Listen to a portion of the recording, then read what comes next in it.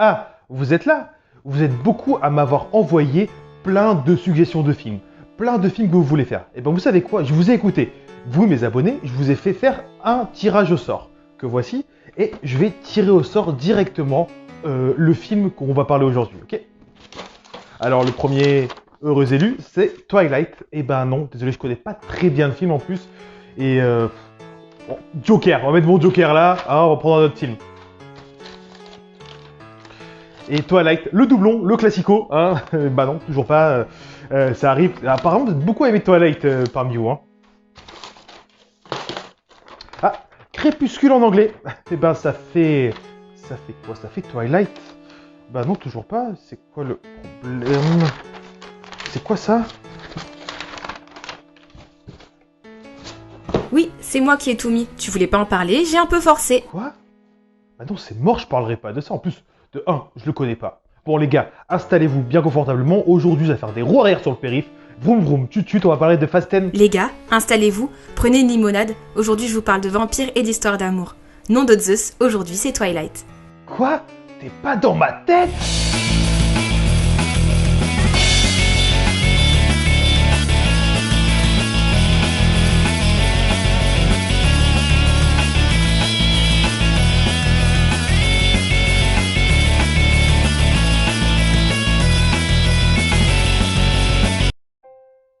Twilight est un roman sorti en 2005, écrit par Stephanie Meyer, basé sur une histoire qui a plusieurs siècles, celle de Roméo et Juliette.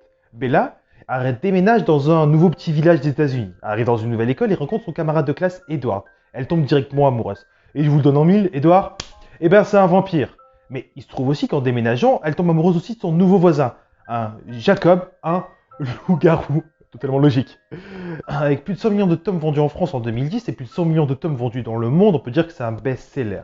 En 2008 et 2009, les 4 premiers tomes prennent les 4 premières places du top USA Today. En 2008, le Twilight est choisi comme meilleur livre, détrônant alors, du coup, Harry Potter.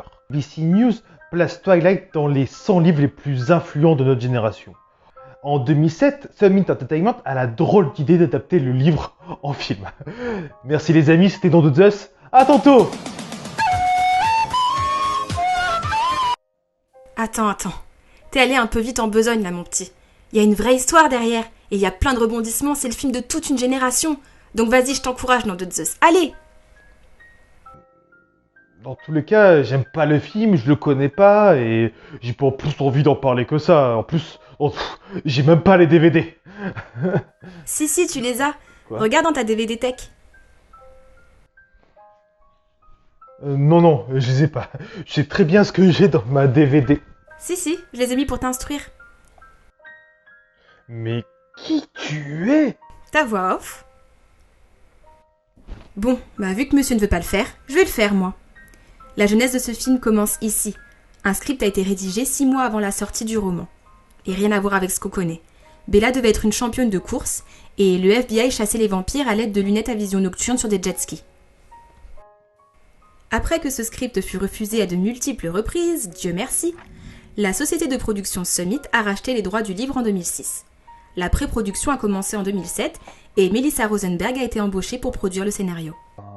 Bref, en 2007, Summit Entertainment n'est pas la grosse boîte de production que l'on connaît maintenant. Créée en 91 pour le cinéma indépendant et la distribution de films à l'étranger, par plusieurs producteurs, notamment Brent Eichner, Andron Michel et Andrew J. Vachna. Les trois sont issus de Synergy et de Carolco Pictures. Summit s'est ensuite agrandi en 1993 sous le nom de Summit Entertainment LP, qui commence à produire ses propres films indépendants. En 1997, ils produisent entièrement leurs films de A à Z. Parmi les premiers succès de cette société, on connaît notamment American Pie, que Summit distribue dans les pays non anglophones. Après plusieurs flops commerciaux, P2, Never Back Down et Sex Drive, ils connaissent le succès en 2007 avec Twilight, qui rapporta plus de 408 millions de dollars dans le monde. Mais dès septembre 2008, les pourparlers de fusion entre Summit Entertainment et Lionsgate ont fait l'objet de spéculations médiatiques. Mais aucun accord n'a été conclu à ce moment-là. Le 1er février 2009 a été annoncé que Lionsgate acquérirait Summit Entertainment ainsi que la bibliothèque de ses 6 films et droits de la franchise Twilight. Mais 2 jours plus tard, les négociations ont échoué. Mais le 13 janvier 2012, Lionsgate acquit Summit Entertainment pour 412,5 millions de dollars. Bah voilà, moi j'ai fait la partie de mon taf, dans tous les cas, dans les DVD, il n'y a pas plus. Comment on fait alors, hein? T'inquiète pas, t'as les livres de production dans ta Hein? bibliothèque. Je me suis permis de les mettre pour t'instruire.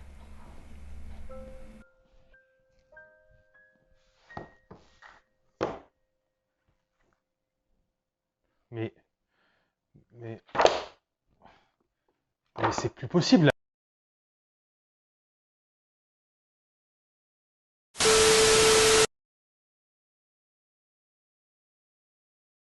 Pour parler de poésie. Aujourd'hui, nous nous retrouvons autour d'un auteur, Saint-Jean Lapointa, pour parler de son titre, sa poésie, Bande organisée. Oui, Magaté, RSK Grinardo, bien sûr, qui m'aura...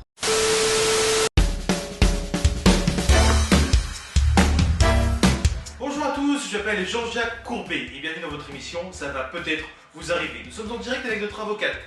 Et maintenant, accueillons tout de suite notre premier cas, celui de Micheline. Bonjour Micheline. Bonjour, je m'appelle Micheline. Je vous appelle parce que mon employeur ne respecte pas les termes du contrat. Il me permet pas de parler du film que je veux alors que je suis même pas payée. C'est insupportable, c'est énervant toute cette injustice. Lançons tout de suite l'appel. Mais votre avocate, Josiane, cour d'appel, veut vous parler. Alors, Désolé de couper, Josiane, nous avons au bout du fil Alors, notre bien sûr, interlocuteur, monsieur monsieur Jacques. Miguel. Allô Miguel, je suis bien avec Miguel Nandezes. Oui, c'est moi. Oui, bonjour, je me présente, je m'appelle Jean-Jacques Courbet, nous sommes en direct à la radio et à la télé pour l'émission Ça va peut-être vous arriver. Et nous sommes en communication avec votre collègue Micheline Lavoie. Vous la connaissez? Oui, je vois à peu près qui c'est, oui. Est-ce que c'est vrai que vous voulez pas parler des termes du contrat et que vous refusez à Madame Lavoie de lui parler du film qu'elle veut? Le problème, c'est que c'est Twilight, quoi. Ah oui, je sais pas si ça, pénalement, ça vaut quelque chose. Nous allons parler directement à notre avocate, Madame Josiane Courdapel. alors bien sûr, je sais que d'après l'article de loi de 90 sur Ouais. Vous voulez dire quoi en fait? Je voulais parler de l'adaptation du scénario et de l'implication de Stéphanie Meyer. Melissa Rosenberg devait finir l'adaptation du livre avant le 31 octobre 2007, pour éviter d'être bloquée par la grève des scénaristes, afin de ne pas retarder le développement du film. Son premier jet lui a été demandé en 5 semaines et le second en moins de 2 semaines. Elle avoue s'être inspirée du film Brokeback Mountain, notamment pour son côté amour défendu. Les cinéastes ont dû faire du mieux qu'ils pouvaient pour que le film reste cohérent au roman. Oui, ça m'intéresse, j'aime bien l'idée. Mais maintenant, l'avis juridique de notre avocate. Alors oui, Jacques, d'abord une question juridique. C'est pour ça que la production a contacté Stéphanie Meyer afin que cette dernière puisse visiter le plateau de tournage et agir en tant que consultant sur le scénario et sur le premier montage Bon, du en film. fait, toi aussi, on rendant l'antenne maintenant notre émission de la suite, Les enfants de la télé avec Lolo Ruquier.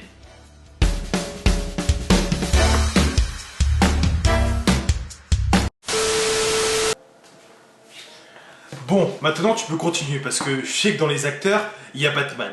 Et personne n'est plus fort que Batman. Ah, tu me couperas plus? je Cool. couperai plus, ouais. Stéphanie Meyer avait une autre idée de casting en tête, bien loin du casting original. En effet, avant de céder les droits de la saga Twilight, Stéphanie Meyer avait déjà imaginé qui pourrait jouer Edward, Bella et tous les autres personnages.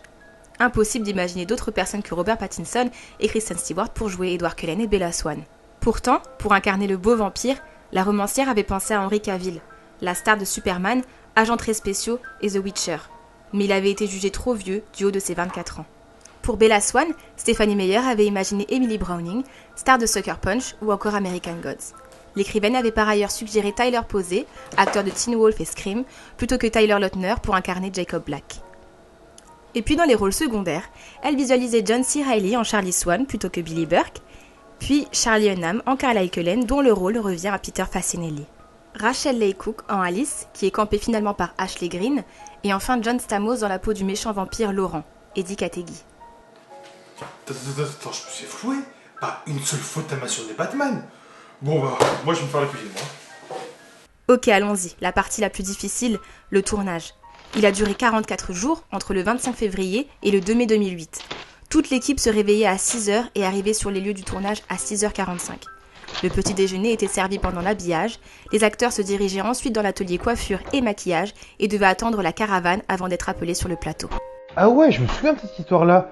2 jours après le début du tournage, les photos ont déjà leaké sur internet. Il y avait déjà des fans qui étaient amassés devant le plateau de tournage. Et même un groupe de femmes, les Twilight Moms, s'infiltraient sur le plateau de tournage pour prendre des photos et des autographes avec les acteurs. Ces femmes-là étaient aussi fans de Twilight que leurs enfants. Je me souviens aussi que par la suite, certaines fans avaient même trouvé l'endroit où les acteurs logeaient. Ils leur faisaient des cadeaux. Il y a même un couple qui avait donné un enfant parce que les deux personnages dans le film ne pouvaient pas avoir d'enfant. C'est ouf ça, non? Toujours dans la négativité. Non, Laisse-moi je te suis désolé, dire. pas tout le temps dans la négativité. La preuve, les acteurs le disaient eux-mêmes. 45 minutes de maquillage tous les jours. Les vampires ne devaient pas voir le soleil. Robert Pattinson se trouvait figé quand il jouait. Il n'arrivait pas à avoir d'expression. Telle une statue de cire, tellement le trop plein de maquillage. Les vampires avaient les yeux rouges. Les nomades avaient les yeux noirs. Ils avaient tous des lentilles. Ils travaillaient même avec des chorégraphes pour avoir l'élégance d'un félin. Si ça, c'était pas trop de négativité, je suis désolé. La météo était si changeante que la production pouvait passer de la pluie à la neige et finir avec la grêle. Chaque journée était donc organisée autour de 3 plans de travail différents, telle scène s'il pleuvait, telle autre s'il y avait des nuages, et encore une autre s'il y avait du soleil. La scène de la plage de la Pouche devait se faire avec une météo assez clémente. Au final, de la neige fondue, de la grêle, des vents de 65 km/h, un froid glacial et des vagues à hauteur de genoux. Pour se protéger, Kristen Stewart et Taylor Lautner ont enfilé plusieurs paires de chaussettes, des gants, des ponchos. Ils avaient des chaufferettes dans toutes les poches et dans leurs chaussures. La scène en haut des arbres n'est pas dans le roman. Elle a été tournée dans 7 endroits différents. Les cascadeurs remplacent les acteurs pour les plans larges, notamment quand ils escaladent le tronc, filmé à partir d'un hélicoptère. Pour les plans rapprochés, le sommet d'un arbre a été coupé, puis planté au bord d'une falaise. À chaque instant, les acteurs sont retenus par des câbles, effacés en post-production pour leur sécurité. Non, mais ce qui est cool dans ce film, c'est le côté complicité, comme dans les Harry Potter. C'est ça qui est cool. Les acteurs ont répété pendant 2 semaines et demie avant le début du tournage. Ils ont lu et relu le scénario pour s'approprier leurs répliques, quitte à les changer pour être plus à l'aise en les disant. Et entre 2 lectures des scènes, ils ont appris à jouer au baseball. Les acteurs se sont rapprochés pendant le tournage en faisant tout ensemble. Dîner, sport, sortir le soir, passer des nuits à jouer au poker ou à des jeux de société, jouer de la musique et chanter dans les bars et dans leurs chambres d'hôtel. Pour préparer son rôle de personnage à part, Robert Pattinson n'a pas hésité à se rendre dans la région du tournage en amont de la production pour y vivre en solitaire. Il avoue ainsi n'avoir parlé à quiconque pendant plusieurs semaines, une expérience qui lui a permis de mieux comprendre le personnage d'Edward Cullen, vampire parmi les hommes. Et quoi? Bon, cool. Je peux partir maintenant. Il y a eu des reshoots aussi, ça ne se faisait pas trop à l'époque. En 2008, Catherine Hardwicke a retourné la scène où Edward joue Bella Lullaby au piano. Elle a fini la séquence du premier baiser entre Edward et Bella dans la chambre de Bella, quand Edward recule violemment contre le mur, puis leur première nuit ensemble, séquence inachevée faute de temps, et compléter la scène de la clairière. Ouais. Bon, maintenant, on va passer à la partie la plus intéressante, la musique. La musique est composée de créations originales et d'un mix de plusieurs artistes. On va avoir du Debussy, Linkin Park et du Muse. D'ailleurs, la chanson Decode de Paramore remporte le MTV Music Awards de la meilleure chanson en 2008. D'ailleurs, la musique du film est composée par Carter Burwell et sortie le 4 novembre 2008 et se vendit à plus de 150 000 exemplaires, dont 29% de téléchargement numérique. Une première pour l'époque. Je crois que c'est bon, je crois que c'est tout ce qu'on avait à dire sur Twilight. Allez, tantôt à la prochaine. Non, les talents d'acteur de Robert Pattinson sont indéniables, mais ce qu'on ne savait pas, c'est que le jeune homme est également doué au piano. D'ailleurs, la fameuse berceuse de Bella qu'Edward joue dans le premier volet de la saga au cinéma est une composition de l'acteur lui-même. Elle a également tourné de nouvelles scènes. Jacob Black au bal de promo, les transformations d'Edward et d'Esmée en vampire, les Quilleux découvrant les Cullen chassant dans les bois, les traités entre les Cullen et les Quilleutes. Bon, le collègue a préparé un petit exposé. À toi. À moi? Attends, quoi? C'est moi qui fais la voix off? Et puis quoi encore? J'ai assez taffé. À ton tour. De toute manière, j'ai rien préparé, donc... Regarde la feuille posée sur ton PC. Attends, qu'est-ce que je peux préparer? Mais t'es une folle! Bon, allons-y. Vous saviez que le casting a failli changer entre le premier et le deuxième film. Je vais vous expliquer. Impossible d'imaginer la saga sans Robert Pattinson, et pourtant, dans une interview pour le New York Times, l'interprète d'Edward Cullen a révélé qu'il a failli être viré du tournage de Twilight, chapitre 1, Fascination, à cause de son comportement. L'acteur se comportait comme un petit rebelle et ne voulait pas écouter les indications de Catherine Hardwicke, la réalisatrice. Cette histoire est allée tellement loin que ses agents sont venus aux États-Unis depuis l'Angleterre pour lui dire d'arrêter de faire son cinéma. Heureusement, il a arrêté son petit jeu et c'est finalement bien passé. Sinon, Henry Cavill aurait pu reprendre le rôle. Tout comme Taylor Lautner, c'est difficile d'envisager, pourtant ça a bien failli arriver. Et pourtant, il avait conquis le cœur des fans dans le premier volet. Taylor Lautner n'était pas certain d'être embauché de nouveau par la production. Cette dernière doutait des capacités de l'acteur de prendre en muscle pour le personnage à partir du deuxième volet. Bien que le délai soit serré, il a réussi à relever le défi et sa transformation a été impressionnante et très remarquée. D'ailleurs, ce film a lancé la carrière de plusieurs acteurs. Kristen Stewart, qui avait déjà eu une petite carrière avant, qui avait joué notamment dans le film Panic Room de David Fincher. Mais après Twilight, sa carrière a explosé, préférant souvent les petits films indépendants qu'à des gros films commerciaux. On la connaît notamment pour American Ultra, Adventureland et Underwater. Je vous le conseille chaudement, j'ai adoré ce film. Et continuons avec des films plus mainstream, avec la saga des Blanche-Neige ou Charlie Angels. La carrière de Robert Pattinson a explosé après Twilight, même si certains le connaissent grâce à Harry Potter et la Coupe de Feu. Il joue dans des films plus romantiques, comme De l'eau pour les éléphants, Remember Me, en passant par des films plus conceptuels, comme Cosmopolis. Mais il a prouvé qu'il était un acteur sérieux et multifonction, en faisant des blockbusters comme Tenet, Batman ou The Lighthouse. Taylor Lautner lui aussi a fait beaucoup de films avant Twilight, comme Spice Keys, 13 à la douzaine, Shark Boy et Lava Girl.